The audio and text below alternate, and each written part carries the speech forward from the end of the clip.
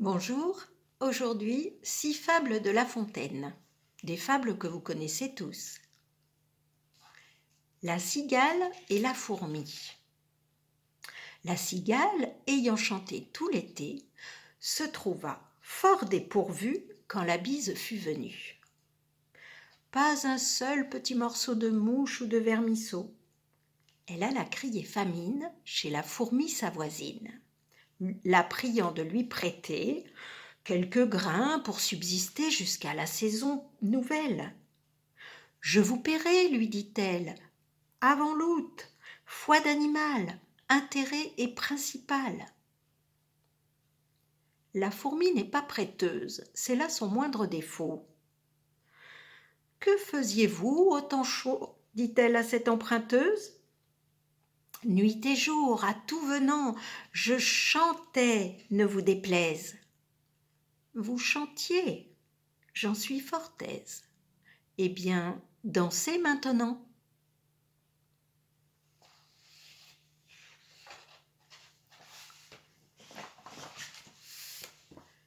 Le corbeau et le renard. Maître corbeau sur un arbre perché tenait dans son bec un fromage. Maître renard, par l'odeur alléchée, lui tint à peu près ce langage. « Eh, bonjour, monsieur du corbeau, que vous êtes joli, que vous me semblez beau. Si votre ramage se rapporte à votre plumage, vous êtes le phénix des hôtes de ces bois. » À ces mots, le corbeau ne se sent pas de joie. Et pour montrer sa belle voix, il ouvre un large bec et laisse tomber sa proie. Le renard s'en saisit et dit « Mon bon monsieur, apprenez que tout flatteur vit aux dépens de celui qui l'écoute. La leçon vaut bien un fromage, sans doute. » Le corbeau, honteux et confus, jura, mais un peu tard, qu'on ne l'y prendrait plus.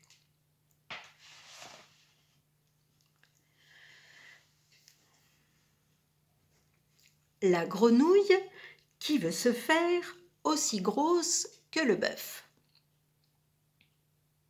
Une grenouille vit un bœuf qui lui sembla de belle taille. Elle, qui n'était pas grosse en tout comme un œuf, envieuse, s'étend, s'enfle, se travaille pour égaler l'animal en grosseur. En disant « Regardez bien, ma sœur. Est-ce assez? Dites-moi, n'y suis-je point encore? » « Nenni. »« M'y voici donc? » « Point du tout. »« M'y voilà? » « Vous n'en approchez point. » La chétive pécore s'enfla si bien qu'elle creva. Le monde est plein de gens qui ne sont pas plus sages. Tout bourgeois veut bâtir comme les grands seigneurs, tout prince a des ambassadeurs, tout marquis veut avoir des pages.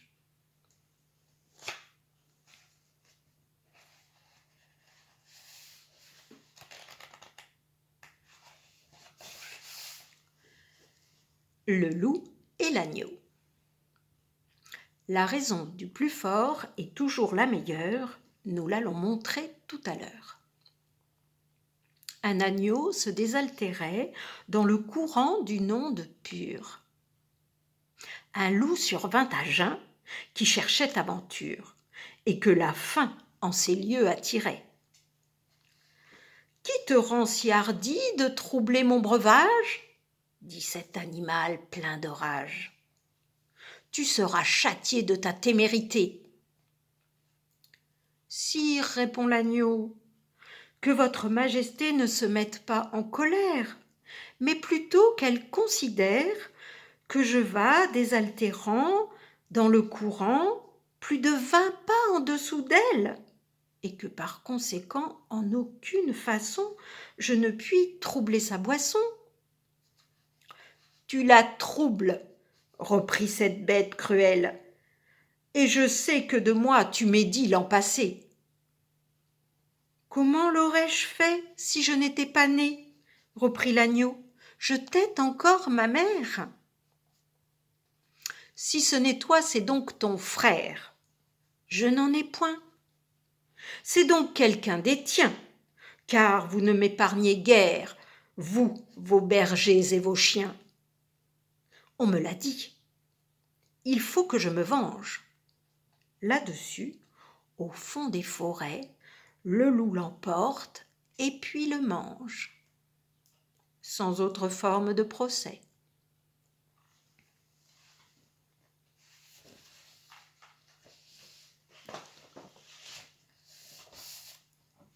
Maintenant, voici deux fables qui vont ensemble. C'est une paire. Le lion et le rat. Il faut, autant qu'on peut, obliger tout le monde. On a souvent besoin d'un plus petit que soi. De cette vérité, deux fables font foi, tant la chose en preuve abonde. Entre les pattes d'un lion, un rat sortit de terre assez à l'étourdi. Le roi des animaux, en cette occasion, montra ce qu'il était et lui donna la vie. Ce bienfait ne fut pas perdu. Quelqu'un aurait-il jamais cru qu'un lion d'un rat aurait affaire? Cependant, il advint qu'au sortir des forêts, ce lion fut pris dans des rets dont ses rugissements ne purent le défaire. Sire Rat accourut et fit tant par ses dents qu'une maille rongée emporta tout l'ouvrage. Patience et longueur de temps font mieux que force ni que rage. La colombe et la fourmi.